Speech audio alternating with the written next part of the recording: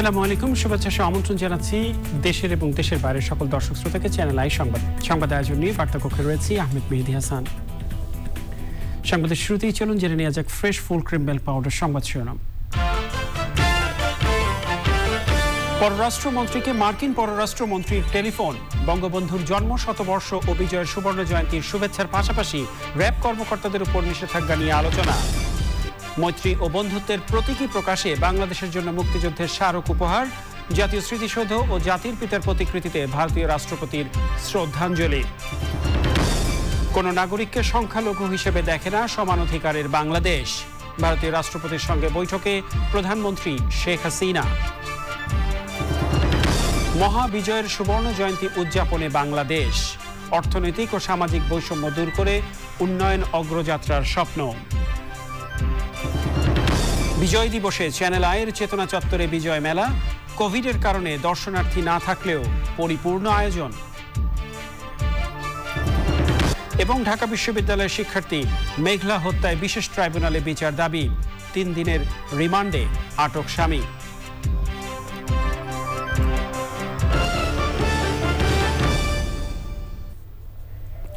এছাড়াও সোশ্যাল ইসলামী bank limited বিশেষ সংবাদে যা থাকছে।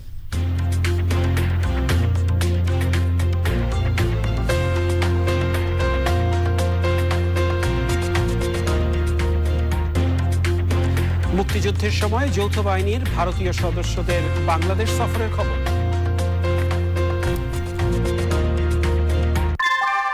কুয়াশায় সাল ছুঁয়ে পানি আর কত হয়রানি আছে সমাধান। বসত ঘরে লাগাও আনো আসি। যাওয়া যাক বিস্তারিত সংবাদে। পররাষ্ট্রমন্ত্রী একে আব্দুল মোমেনকে ফোন করেছেন মার্কিন পররাষ্ট্রমন্ত্রী অ্যান্টনি ব্লিংকেন। সন্ধ্যায় আব্দুল মোমেন এ সময় বঙ্গভবনে ছিলেন। বঙ্গবন্ধুর জন্ম শতবার্ষিকী এবং স্বাধীনতা সুবর্ণ জয়ন্তী উপলক্ষে পররাষ্ট্রমন্ত্রীর মাধ্যমে বাংলাদেশকে শুভেচ্ছা জানান মার্কিন পররাষ্ট্রমন্ত্রী। এ সময় 5 দশক ধরে দুই দেশের চলমান সুসম্পর্ক বজায় রেখে ভবিষ্যতে দ্বিপক্ষীয় সম্পর্ক আরও জোরদার করার বিষয়ে দুই পররাষ্ট্রমন্ত্রী একমত পোষণ করেন। র্যাব এবং বাহিনীর সাবেক ও বর্তমান 7 কর্মকর্তার বিরুদ্ধে যুক্তরাষ্ট্রের নিষেধাজ্ঞার ঘটনার 7 দিনের কম সময়ের মধ্যে এই ফোন আলাপ হল। দুই পররাষ্ট্রমন্ত্রী নিষেধাজ্ঞার বিষয় নিয়ে আলোচনা করেন। এ পর্যায়ে সুবর্ণ বিজয়ের খবর।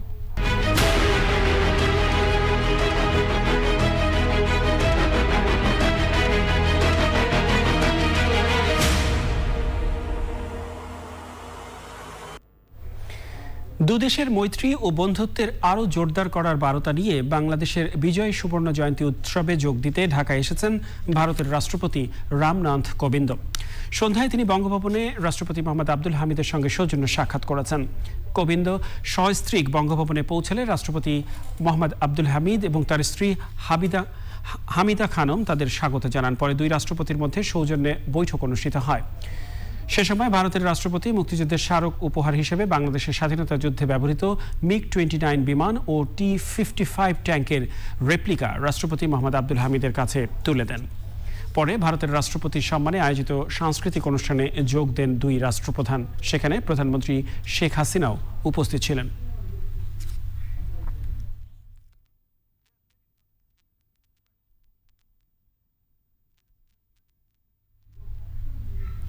এর আগে বাংলাদেশের বিজয়ের সুবর্ণ জয়ন্তী উদযাপনের উৎসবে যোগ দিতে ঢাকায় এসেছেন ভারতের রাষ্ট্রপতি রামনাথ কোবিন্দ।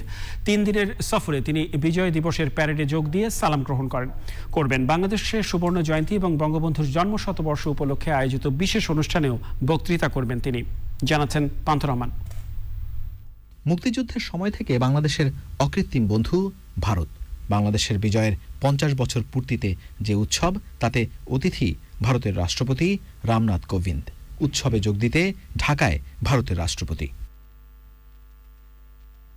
সকাল 11:15টায় হজরত শাহজালাল আন্তর্জাতিক বিমানবন্দরে পৌঁছায় তাঁকে বহনকারী বিশেষ বিমান।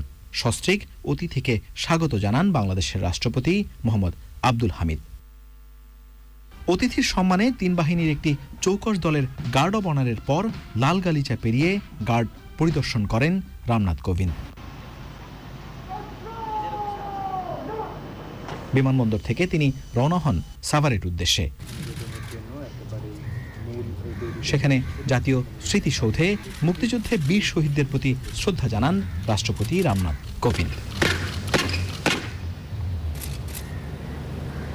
স্মৃতিসৌধের অতিথি বইয়ে সই করার পর একটি চারা গাছ রোপণ করেন ভারতের রাষ্ট্রপতি। সাভার থেকে ধানমন্ডি ৩২ নম্বরে বঙ্গবন্ধু শেখ মুজিবুর রহমান স্মৃতি জাদুঘরে আসেন কোবিন্দ। তাকে স্বাগত জানান বঙ্গবন্ধু কন্যা শেখ রেহানা। জাতির পিতা বঙ্গবন্ধু শেখ মুজিবুর রহমানের প্রতিকৃতিতে ফুলেল শুভেচ্ছা জানানোর পর জাদুঘর ঘুরে দেখেন ভারতীয় রাষ্ট্রপতি, সই করেন অতিথি বইয়ে।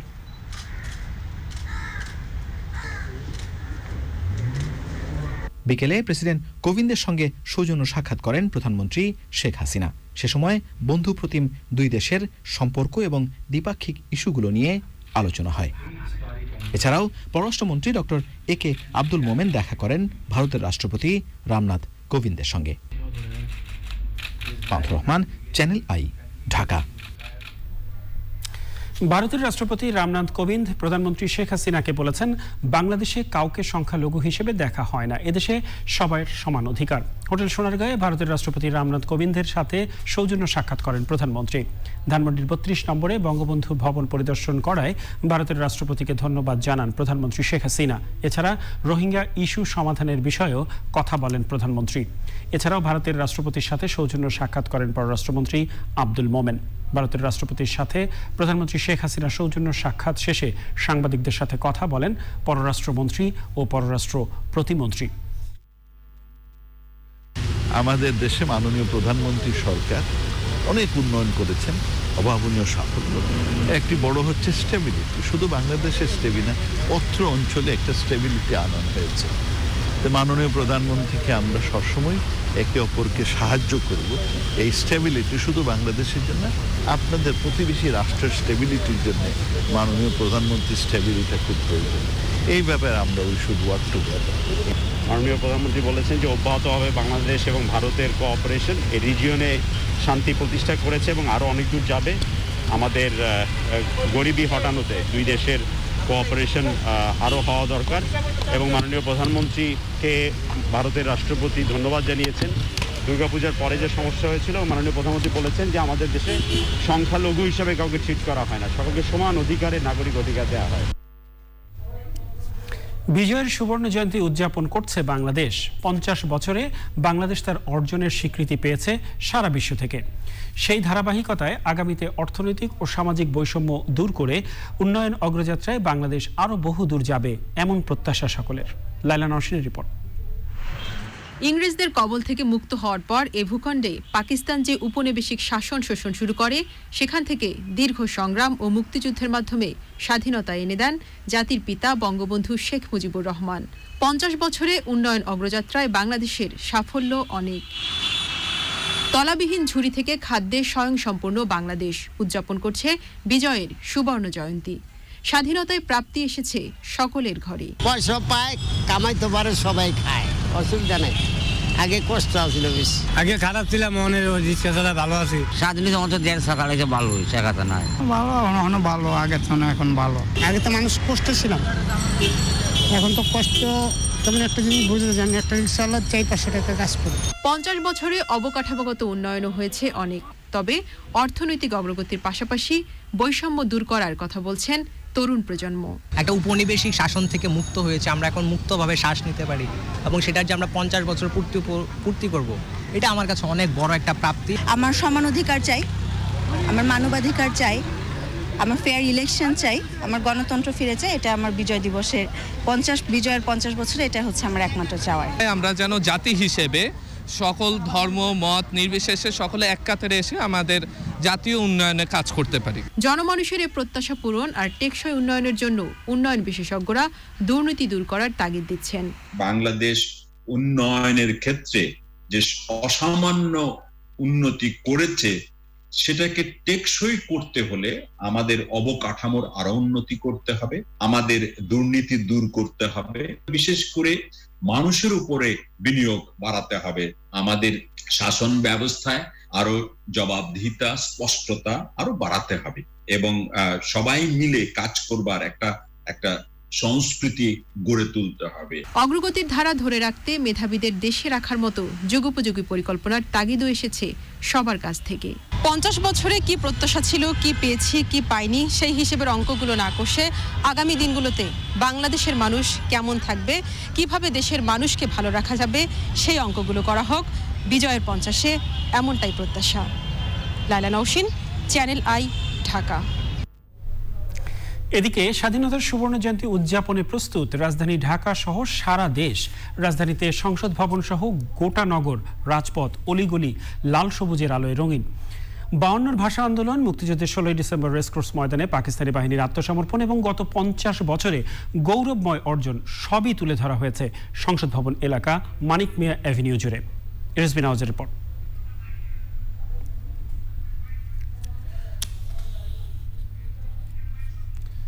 দর্শক, আমরা রিপোর্টের জন্য অপেক্ষা করছি।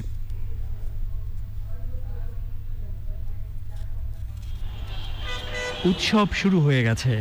রাত পহলেই 16 ডিসেম্বর, বিজয়ের 50 বছর। বিকেল থেকেই গোটা সংসদ ভবন মুখী জনস্রোত। এরকম মাহেন্দ্রক্ষণ বারবার আসে না একটা জাতির জীবনে, তাই মানুষের উচ্ছ্বাসও বাঁধ ভাঙা। সংসদ ভবন দেখছি, শহীদ মিনার দেখছি, স্মৃতিসৌধ দেখছি। 16 ডিসেম্বরে মহান বিজয় দিবস। বিজয় দিবস ইতিহাস সম্পর্কে অনেক কিছুই দেখলাম, তারপর আপনার যে লাইটিং করলো, কেমন আয়োজন করতেছে, এগুলো দেখলাম।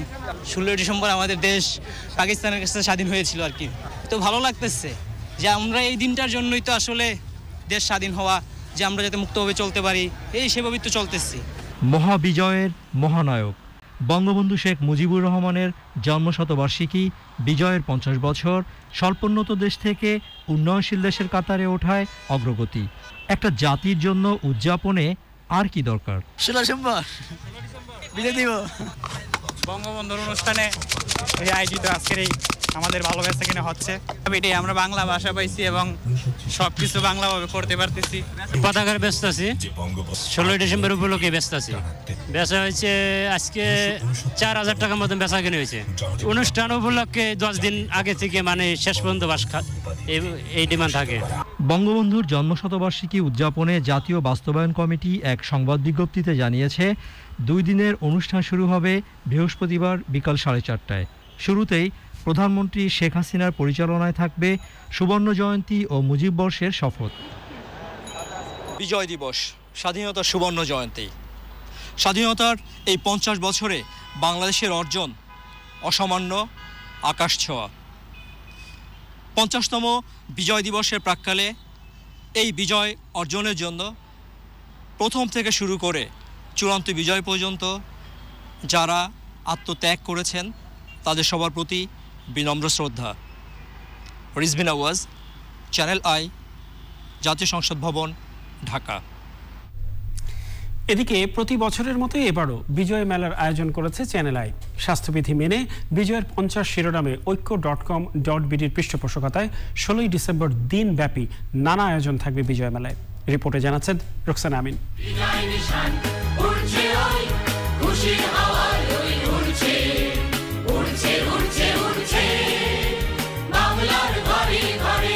রাত পেরোলেই এই মঞ্চ থেকে উঠবে বিজয় নিশান।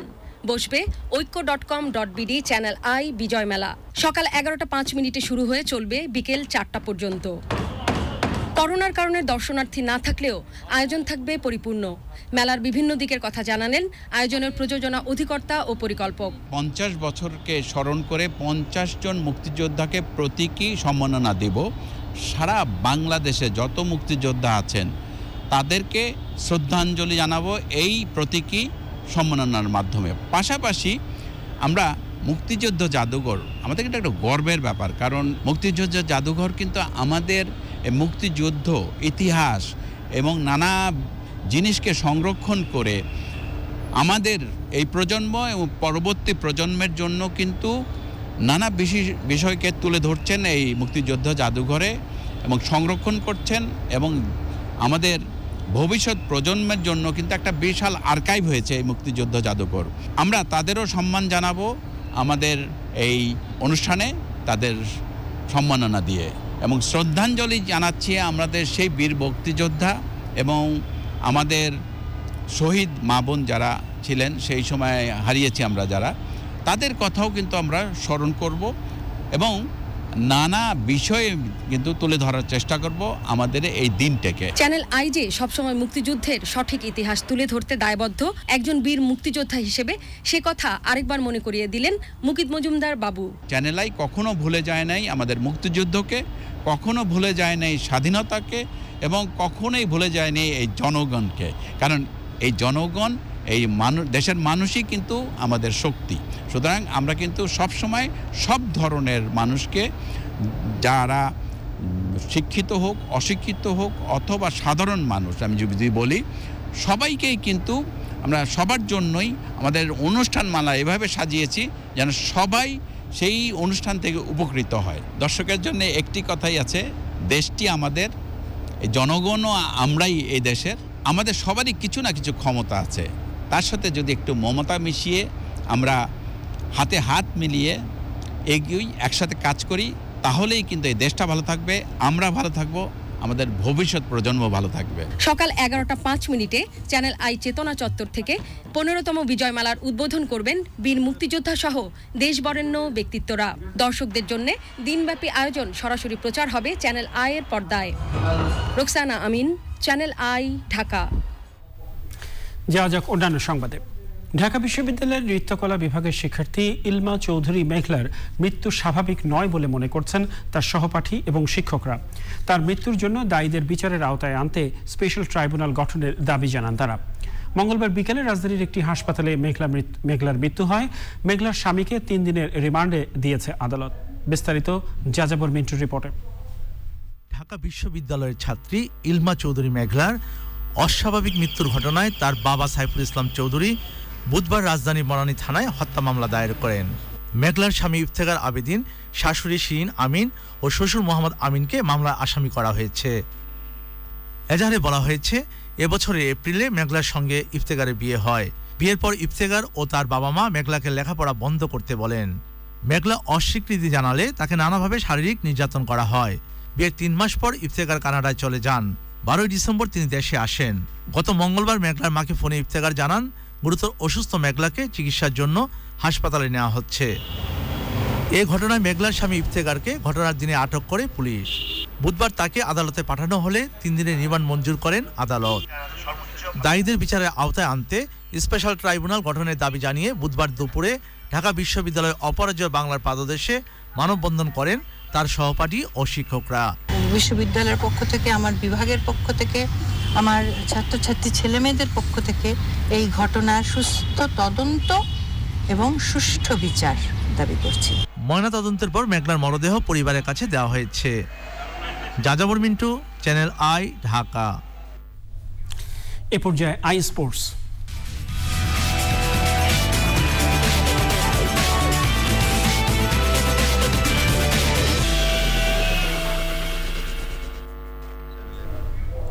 প্রিয় দর্শক, খেলাধুলার সব আপডেট নিয়ে আই স্পোর্টসে যোগ দিচ্ছেন সহকর্মী মিশু চৌধুরী। যাচ্ছি তার কাছে। মিশু। মেহেদি, ধন্যবাদ আপনাকে। সম্মানিত দর্শক, সবাইকে শুভেচ্ছা সহ আমন্ত্রণ জানাচ্ছি আজকের আই স্পোর্টসে। আমি মিশু চৌধুরী আপনাদের সাথে আছি।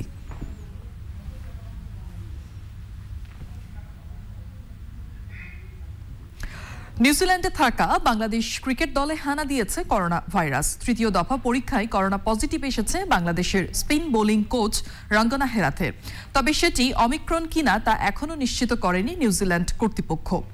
এরই মধ্যে টাইগারদের অনুশীলন স্থগিত করা হয়েছে। এর আগে 2 দফা করোনা পরীক্ষায় নেগেটিভ ফল এলেও তৃতীয়বারের পরীক্ষায় শ্রীলঙ্কান লিজেন্ডের করোনা ধরা পড়ে। মঙ্গলবার 4 ক্রিকেটার সহ বাংলাদেশ টিমের 9 সদস্যকে আইসোলেশনে পাঠানো হয়েছে।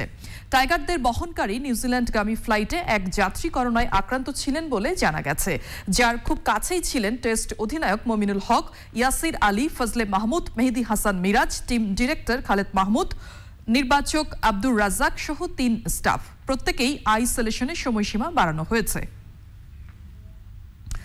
অ্যাশেজ সিরিজের দ্বিতীয় টেস্টে বৃহস্পতিবার মাঠে নামছে অস্ট্রেলিয়া ইংল্যান্ড। খেলা শুরু হবে বাংলাদেশ সময় সকাল 10টায়।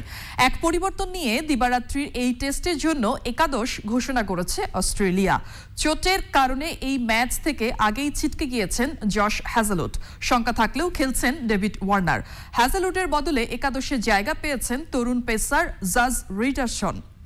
অ্যাডিলেড টেস্টে হ্যাজেলউডের বদলে টিম ম্যানেজমেন্টে ভাবনায় ছিলেন রিচার্ডসন ও মাইকেল নেসার। শেষ পর্যন্ত রিচার্ডসনেই আস্থা রাখল অস্ট্রেলিয়া।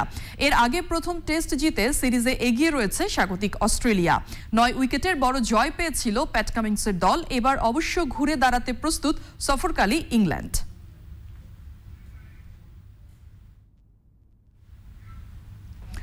কান্না ভেজা কণ্ঠে ফুটবলকে বিদায় জানিয়েছেন Barcelona Argentine superstar Sergio Aguero.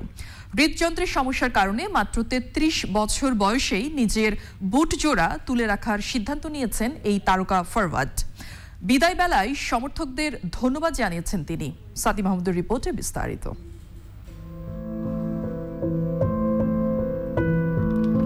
Sergio Aguero তার রঙিন ফুটবল ক্যারিয়ারের ইতি টানলেন হৃদযন্ত্রের সমস্যার কারণে।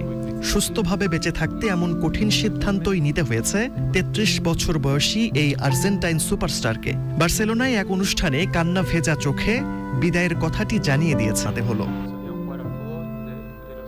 এটি আমার জন্য খুব কঠিন এক সময়, কিন্তু স্বাস্থ্যের কথা ভেবে এমন সিদ্ধান্ত নিতেই হচ্ছে আমাকে। আবার মাঠে ফেরার জন্য সম্ভাব্য সবকিছু করেও যখন দেখলাম তা আর সম্ভব নয়, তখন ফুটবলকে বিদায় জানানোর সিদ্ধান্ত নিতে হচ্ছে। অ্যাগুয়েরোকে সবসময়ই মনে রাখবেন ম্যানচেস্টার সিটির সমর্থকরা।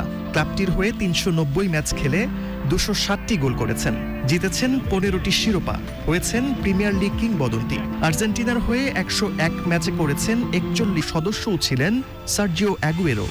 অ্যাটলেটিকো মাদ্রিদকে ধন্যবাদ জানাই, তারা আমাকে 18 বছর বয়সেই বড় সুযোগ দিয়েছিল। ম্যানচেস্টার সিটিকে ধন্যবাদ। সবাই জানে এই ক্লাব আমার কাছে কতটা গুরুত্বপূর্ণ। যারা আমার পাশে ছিলেন সবাইকে ধন্যবাদ জানাই।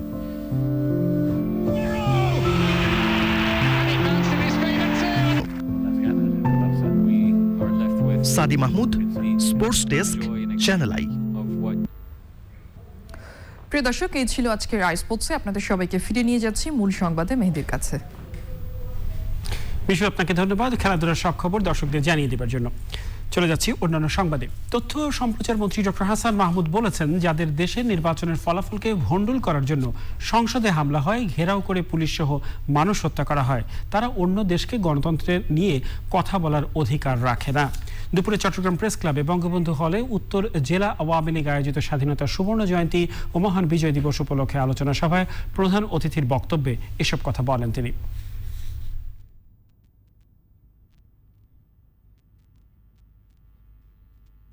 নির্বাচনের ফলাফলকে ভণ্ডুল করার জন্য ক্যাপিটাল হিলে হামলা হয় এবং সেখানে ঘেরাও করে কয়েকজন পুলিশ অফিসার সহ কয়েকজনকে হত্যা করা হয়। স্পিকারের চেয়ারে বসে যেখানে সেই দেশের হলিগ্যানরা যেখানে আপনার ছবি তোলে, তাদের অন্য দেশের মানুষকে, অন্য দেশকে গণতন্ত্রের সবক দেওয়ার নৈতিক অধিকার আছে কিনা, সেটি হচ্ছে এখন বড় প্রশ্ন। দর্শক, সময় হলো অশোক লীলান ইফাত অটচ বিরতি নেবার। আর বিরতির পরে অন্যান্য সংবাদের সাথে আরো জানিয়ে ফিরছি। হংকংয়ে ওয়ার্ল্ড ট্রেড সেন্টারে আগুন, ছাদের উপরে আটকে আছেন 3 শতাধিক মানুষ, নিরাপদে সরিয়ে নেওয়া হয়েছে সহস্রাধিক।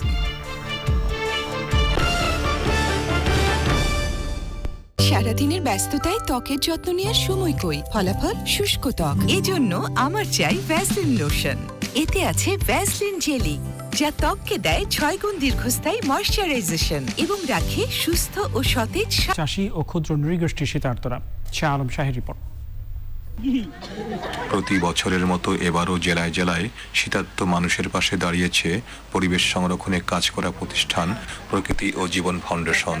দেশের উত্তরের জেলা দিনাজপুরের বিরল ও বোচাগঞ্জের বেশ কিছু স্থানে দুস্থদের কম্বল বিতরণ করা হয়েছে। আমি একটা কম্বল পাইলাম এই সেলেন থাকি, আমার খুব ভালো লাগিল, খুবই ভালো। মানে মোটা মানে মোটা আছে তো গরম ধরিবি, গরম করবি, ঠান্ডাটা বাড়াবে। সমাজে পিছিয়ে পড়া জনগোষ্ঠীর পাশে দাঁড়ানোয় প্রকৃতি ও জীবন ফাউন্ডেশনের প্রশংসা করেছেন অতিথিরা। অত্যন্ত আনন্দিত যে অসহায় মানুষগুলোর পাশে আপনারা এই চ্যানেল আই পরিবার এভাবে যদি প্রত্যেকটি মানুষ অসহায় মানুষের পাশে এগিয়ে আসতো, তাহলে আজকে আমাদের দেশের অনেক মানুষের উপকার হতো। প্রতিটি বড় বড় প্রতিষ্ঠান, প্রতিটি বিত্তবান পরিবার এভাবে এগিয়ে আসে, তাহলে বাংলাদেশের মানুষের শীতের বস্ত্রের কোনো অভাব হওয়ার কথা নয় এবং হবেও না। নিদর্শন সৃষ্টি করেছেন যে কিভাবে মানুষের পাশে থাকা যায়, কিভাবে মানুষের উপকার করা যায়। এটা আপনাদের মাধ্যমে আজকে বাংলাদেশ শিখতে পেরেছে যে আপনারা যেন এইভাবে আমাদের পাশে থাকেন, আমরাও আপনাদের পাশে আছি। প্রকৃতি ও জীবন ফাউন্ডেশনের মতো সামাজিক সংগঠন ও বিত্তবানদের এগিয়ে আসার আহ্বান জানান অতিথিরা। দিনাজপুর থেকে শাহ আলম শাহী, চ্যানেল আই। এ পর্যায়ে জিপিএস ইস্পাত বাংলাদেশের অগ্রযাত্রা সংবাদ।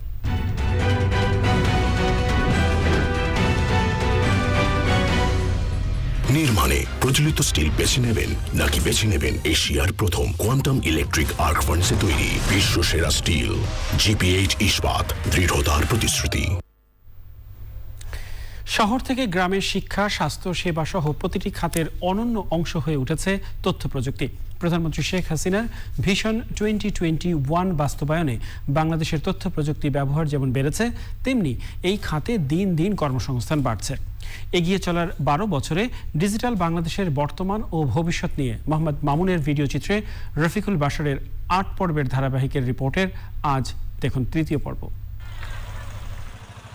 ডিজিটাল সেবা প্রাপ্তিতে শহরের সুবিধা পৌঁছে গেছে গ্রামে। জমির খাজনা দেয়া, জন্ম নিবন্ধন, জাতীয় পরিচয়পত্র, ইমেল করা কিংবা বিদেশে অবস্থানরত আত্মীয়স্বজনের সাথে কথা বলা, সব কিছুই রয়েছে বাড়ির পাশের ডিজিটাল সেন্টারে। সারা দেশের 8,000-এর বেশি ডিজিটাল সেন্টারে প্রতি মাসে 40 লাখের বেশি মানুষ ই সেবা নিচ্ছেন। রাজশাহী শহর থেকে 13 কিলোমিটার দূরের হরিয়ান গ্রাম। কৃষিকাজ আর মাছ চাষ এই গ্রামের মানুষের প্রধান উপজীব্য। সরকারি সেবা নিতে শহরে যেতে হয় না এই গ্রামের মানুষকে। গ্রামের ইউনিয়ন পরিষদ কার্যালয়ে পাওয়া যাচ্ছে সব সেবা। ভোটার আইডি কার্ডের ফটোকপি প্লাস জন্ম সনদের কপি সহ নিয়ে এসে জমা দিবেন। আমি এখানে উদ্যোক্তা হিসাবে কাজ করছি। প্রায় 30 রকমের সেবা আমরা সাধারণ জনগণের মাঝে প্রদান করছি। সবচেয়ে বড় সেবা যেটা ব্যাংকিং সেবা, আমরা ব্যাংকিংয়ের মাধ্যমে সাধারণ জনগণের বয়স্ক, বিধবা, তারপরে মাতৃত্বকালীন ভাতা, এগুলা সকল ধরনের সেবা কর্মসূচি আমরা দিয়ে থাকি। 2010 সালে দেশের সব ইউনিয়ন পরিষদে ইউনিয়ন ডিজিটাল সেন্টার ইউডিসি উদ্বোধন করেন প্রধানমন্ত্রী শেখ হাসিনা। সরকারের আইসিটি বিভাগের পক্ষ থেকে ইন্টারনেট আর কম্পিউটার দেয়া হয়েছে, তাতেই তৈরি হয়েছে উদ্যোক্তা। গ্রামের মানুষ যারা, তারা এই বিষয়গুলো আগে না বুঝলেও এখন সরাসরি বুঝছে যে আমরা অনলাইনে সব কিছু করতে পারি। এতে হচ্ছে যে সময় বাঁচে, টাকা বাঁচে, খরচ বাঁচে। তো এই সেবাগুলো আমরা ইউনিয়ন পরিষদ থেকে দিচ্ছি। অনলাইনে যে কোনো কাজগুলো আমাদের এই তথ্য সেবাগুলোর থেকে হচ্ছে এবং মানুষ এসে অতি সামান্য ফি তাদের কাজগুলো করে নিয়ে যেতে পারছে। উপকৃত হয়েছে গ্রামের সাধারণ মানুষ। ইন্টারনেট ব্যবহার করে ঢাকার বিশেষজ্ঞ চিকিৎসকেরও সেবা পাচ্ছেন গ্রামবাসী। বাচ্চার জন্মদিনের কার্ডটা কেটে এসেছে, 1 সপ্তাহ পর দিয়ে দিবে। জন্ম সনদ করার জন্য আসছি, স্কুলে ভর্তি দেওয়ার জন্য কার্ড করতে এসেছি। উপজেলা পর্যায়ে আরও 555টি ডিজিটাল সেবা ও প্রশিক্ষণ কেন্দ্র স্থাপন করা হচ্ছে। সেখানে সরকারি সেবার পাশাপাশি নিজের শহরে থেকেই আয় করতে পারবেন শিক্ষিত তরুণরা। Rafiqul Bashar, channel I. জানাবো নিটল টাটা আন্তর্জাতিক সংবাদ।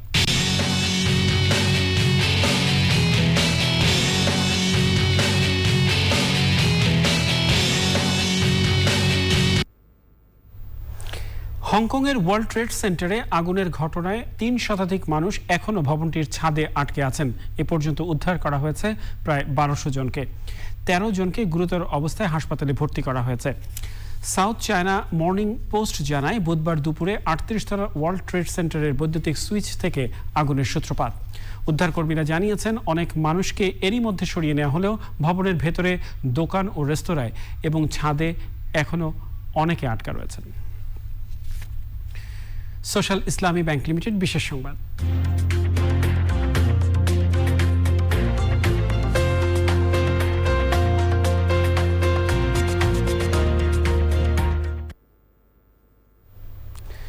বিজয়ের সুবর্ণ জয়ন্তীতে ঢাকা সফর করছে ৭১-এর যৌথ বাহিনীর অংশ হিসেবে বাংলাদেশের মুক্তিযুদ্ধে অংশ নেয়া ভারতীয় সশস্ত্র বাহিনীর একটি প্রতিনিধি দল। ৩ বাহিনীর প্রধানদের সঙ্গে তারা আলাদাভাবে দেখা করেছেন। সে সময় বাংলাদেশের স্বাধীনতা যুদ্ধে ভারত ও রাশিয়ার অবদানের কথা শ্রদ্ধার সঙ্গে স্মরণ করা হয়। সুলতানা হিমুর রিপোর্ট। ৭১-এ ঠিক এই দিন ঢাকার উপকণ্ঠে পৌঁছে গিয়েছিল বাংলাদেশ ভারত যৌথ বাহিনী। পাকিস্তানের পরাজয় তখন সময়ের ব্যাপার মাত্র। যৌথ বাহিনীতে ছিলেন ভারতীয় সশস্ত্র বাহিনীর এমন ৩০ জন সদস্য বাংলাদেশের বিজয়ের সুবর্ণ জয়ন্তীর সময়ে ঢাকা এসেছেন গৌরবের সেই সময়ের কথা আরও একবার মনে করতে। তারা সহ ৬৬ সদস্যের ভারতীয় একটি সামরিক প্রতিনিধি দল সকালে সেনাবাহিনী সদর দপ্তরে বাংলাদেশ সেনাবাহিনী প্রধান জেনারেল এস.এম. শফিউদ্দিন আহমেদের সাথে সৌজন্য সাক্ষাৎ করে। পরে রাশিয়ার ল্যান্ড ফোর্স কমান্ডারের নেতৃত্বে ৩ সদস্যের একটি সামরিক প্রতিনিধি দল সৌজন্য সাক্ষাৎ করে সেনাবাহিনী প্রধানের নেতৃত্বে ৩ সদস্যের একটি সামরিক প্রতিনিধি দল সৌজন্য সাক্ষাৎ করে সেনাবাহিনী প্রধানের সঙ্গে। স্বাধীনতা যুদ্ধ ও যুদ্ধ পরবর্তী সময়ে বন্ধুপ্রতিম রাষ্ট্র ভারত ও রাশিয়ার অবদান তুলে ধরেন সেনা প্রধান। The armed forces of India who fought with us, the Indian government and the people of India who also supported in many aspects, diplomatic and including the logistic, as 10 million people who got refugees in India. Bangladesh people, Bangladesh government, Bangladesh army, and all of us, we always remember and remain grateful. ভারতীয় প্রতিনিধি দলটি পরে শাহীন হলে বিমান বাহিনী প্রধান air chief marshal Sheikh Abdul হান্নানের সাথে সৌজন্য সাক্ষাৎ করে। এরপর নৌসদর দপ্তরে নৌবাহিনী প্রধান অ্যাডমিরাল এম শাহীন ইকবালের সাথে সৌজন্য সাক্ষাৎ করে ভারতীয় প্রতিনিধি দল। ভারতীয় প্রতিনিধি দলটি বিজয় দিবসে জাতীয় স্মৃতিসৌধে শ্রদ্ধা নিবেদন সহ বিভিন্ন কর্মসূচিতে অংশ নেবে। Sultana Himu, channel I, Dhaka. এ পর্যায়ে অর্থনীতি সংবাদ।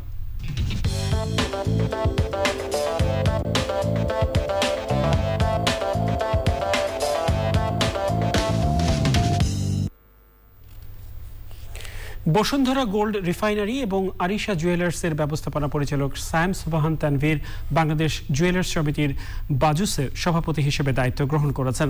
বুধবার রাজধানীর একটি হোটেলে এক অনুষ্ঠানে তাকে ফুল দিয়ে বরণ করেছে জুয়েলারি খাতের নেতারা। সে সময় বাজুসের নবনির্বাচিত সভাপতির নেতৃত্বাধীন ৩৫ সদস্য বিশিষ্ট কার্যনির্বাহী কমিটি ২০২১ থেকে ২০২৩ মেয়াদের জন্য দায়িত্ব গ্রহণ করেন। নবনির্বাচিত কমিটির অভিষেক অনুষ্ঠানে প্রধান অতিথি ছিলেন এফবিসিসিআই এর প্রেসিডেন্ট মোহাম্মদ জসিমউদ্দিন।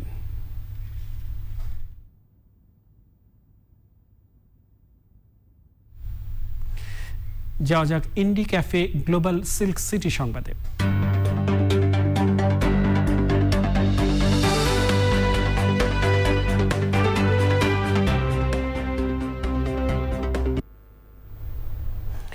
রাজশাহীতে শহীদ বুদ্ধিজীবী দিবসে আলোর মিছিল করেছে মহানগর আওয়ামী লীগ। মঙ্গলবার রাতে আওয়ামী লীগ কার্যালয় থেকে মোমবাতি প্রজ্বলন করে আলোর মিছিল বের করা হয়। মিছিলটি মহানগরীর কুমারপাড়া ও সাহেব বাজার হয়ে রাজশাহী কলেজ শহীদ মিনারে গিয়ে শেষ হয়।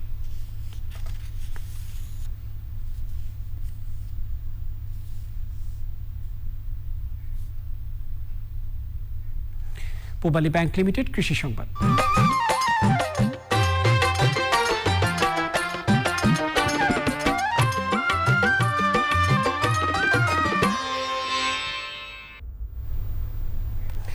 নাটোরে পরীক্ষামূলকভাবে ৩টি এলাকায় পুষ্টি সমৃদ্ধ কালো ধানের চাষ হয়েছে। ফলনও পাওয়া গেছে ভালো। কৃষক বীজ ধান বিক্রি করে ভালো লাভের আশা করছেন। রেজাউল করিম রেজার পাঠানো তথ্য ও ভিডিওতে সুদীপ্তা মাহমুদের রিপোর্ট। নাটোরের ওষুধি ফসলের অঞ্চল খ্যাত লক্ষ্মীপুর খোলাবাড়িয়ায় এবার চাষ হয়েছে ওষুধি গুণসম্পন্ন পুষ্টিকর ব্ল্যাক রাইস বা কালো ধান। গাজীপুর গ্রামের কৃষক মোস্তাফিজুর রহমান টুটুলের জমির কালো ধান কাটা চলছে। ফলনে সন্তুষ্ট তিনি। বীজ হিসেবে বিক্রি করে লক্ষাধিক টাকা লাভের আশা তার। ব্ল্যাক রাইসের ধানের এটা বহির্বিশ্বের ব্যাপক চাহিদা, প্রোটিন সমৃদ্ধ খাদ্য হিসাবে এটা ডায়াবেটিস থেকে ক্যান্সারের রোগীরা খেতে পারে। তো আমরা মনে করি যে নাটোরের এই ব্ল্যাক রাইস নাটোর সহ গোটা দেশে একসময় ছড়িয়ে যাবে, কৃষকরা ন্যায্য মূল্য পাবে। শুরুতে জাপান ও মিয়ানমারে কালো ধান চাষ শুরু হয়। গত কয়েক বছর দেশের বিভিন্ন জেলায় কালো ধানের চাষ শুরু হয়েছে। পার্বত্য অঞ্চলেও রয়েছে এক ধরনের কালো ধান, সেটি পোড়া বিন্নি হিসেবে পরিচিত। আমরা যদি এখানে এই ধানটা উৎপাদন করি, এটার অ্যামোলেপেকটিন বেশি হওয়ার কারণে স্টার্চের পরিমাণ বেশি থাকে, এটাতে বেশি শক্তি সরবরাহ করবে। আর আমরা যে পরিমাণ ভাত খাই, এই আটালো ভাত খেলে সেই পরিমাণ ভাত লাগবে না। আবার এটা গবেষণার জন্য কাজ দিতে পারে যে আমাদের যে জনপ্রিয় জাতগুলোতে আছে সেগুলোতে যদি এখান থেকে জিন ট্রান্সমিট করে যদি অ্যামোলেপেকটিনের পরিমাণ বাড়ানো যায়, এটা একটা নতুন গবেষণার দ্বার উন্মুক্ত করবে। Sudipta Mahmud, channel I. দেখবেন প্রকৃতি সংবাদ।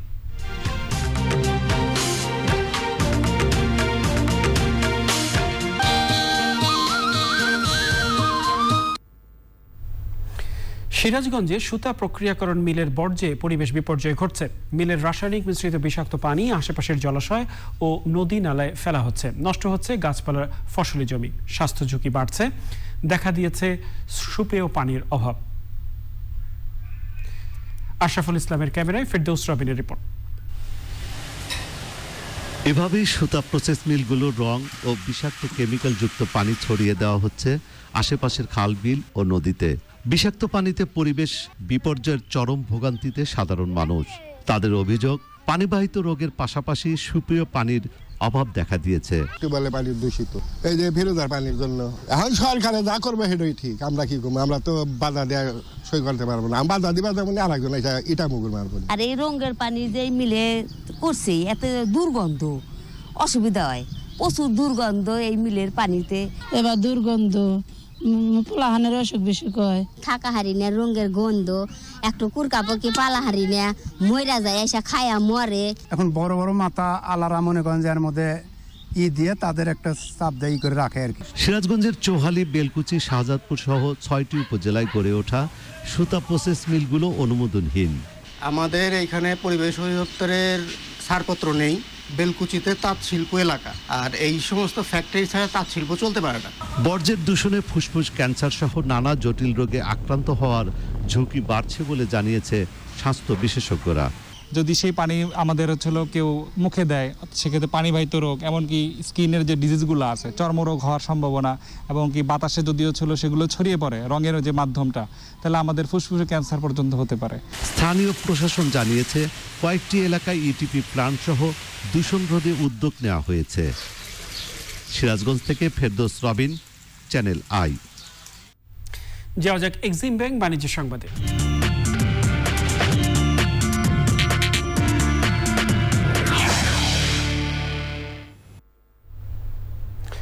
ব্রাহ্মণবাড়িয়ার আখাউড়া মোগরা বাজার ও চট্টগ্রামের সাতকানিয়ার শাহ মজিদিয়া বাজারে FSIBL এর দুটি এজেন্ট ব্যাংকিং অ্যাকাউন্ট এবং ঢাকায় ট্রেনিং ইনস্টিটিউটের ব্যাংকের 200তম এটিএম বুথ উদ্বোধন করা হয়েছে।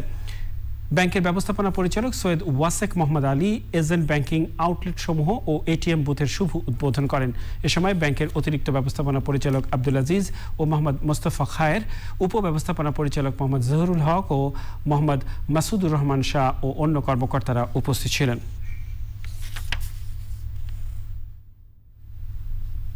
প্রিয় দর্শক, সময় হলো আবারও অশোক লীলান ইফাত অটোজ বিরতি নেবেন, আর বিরতির পরে আরো যা থাকছে। সারা দেশে ব্যাটারি চালিত অবৈধ ইজি বাইক বন্ধে হাইকোর্টের নির্দেশ। পরিবেশের জন্য ক্ষতিকর যান আমদানিতেও নিষেধাজ্ঞা।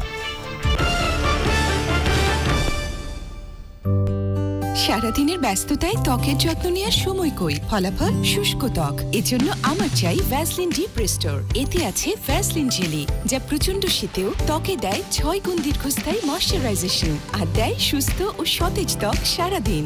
আমার কাজ তো শেষ, কিন্তু ভ্যাসলিনের কাজ। সারা দেশে অ্যাসিড ব্যাটারি চালিত অবৈধ ইজি বাইক বন্ধের নির্দেশ দিয়েছে হাইকোর্ট। আমদানিতেও নিষেধাজ্ঞা দিয়েছেন আদালত। বিচারপতি মামনুন রহমান ও বিচারপতি খন্দকার দিলারুজ্জামানের হাইকোর্ট বেঞ্চ এই নির্দেশ দেন। আবেদনকারী আইনজীবী জানান, ইজি বাইকগুলোতে অবৈধভাবে বিদ্যুৎ সংযোগ দিয়ে ব্যাটারি চার্জ দেওয়া হয়, যা পরিবেশ ও মানবদেহের জন্য ক্ষতিকর। এছাড়া ইজি বাইকগুলোর রুট পারমিট ছাড়াই চলাচল করছে।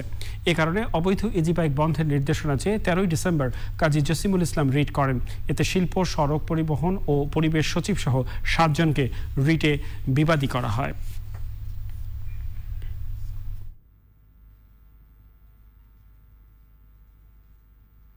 $5 লাখের উপরে এইসব অবৈধ ব্যাটারি চালিত 3 হুইলার চলছে, এগুলো সিজ করার জন্য নির্দেশ দিয়েছে। ইম্পোর্টের বিষয়ে নিষেধাজ্ঞা দিয়েছে এবং রাজস্ব বোর্ডকে এটা নজরদারিতে রাখতে বলেছে।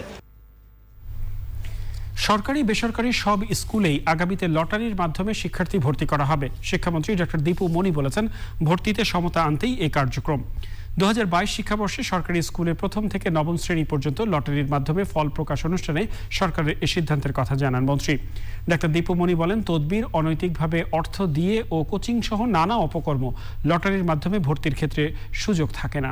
2022 শিক্ষাবর্ষে সরকারি 405টি স্কুলে প্রথম থেকে নবম শ্রেণী পর্যন্ত 80,091টি আসনের বিপরীতে আবেদন করে প্রায় 5.5 লাখ শিক্ষার্থী।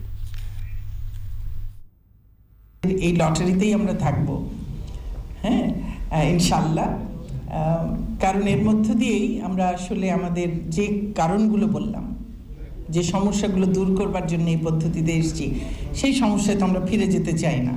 যে পরিমাণ চাপ আমরা ঠিক এই পরীক্ষা, এই ভর্তির সময়ে আমরাই অনুভব করতাম যে আমার সন্তানকে একটু ভর্তি করে দেন বা কিছু, এখন তো আর সেগুলো নেই। প্রিয় দর্শক, আবারও নিয়ে নিচ্ছি কিছুক্ষণের অশোক লীলার ইফাজ রটস বিরতি। আর বিরতির পর খেলার সংবাদে জানিয়ে ফিরছি। ব্যাটিং বোলিংয়ে দাপট দেখিয়ে বিসিএল এর প্রথম রাউন্ডে ওয়ালটন মন্ধারজলের জয়। বিসিবি দক্ষিণাঞ্চলের কাছে 8 উইকেটে হেরেছে ইসলামী ব্যাংক পূর্বাঞ্চল।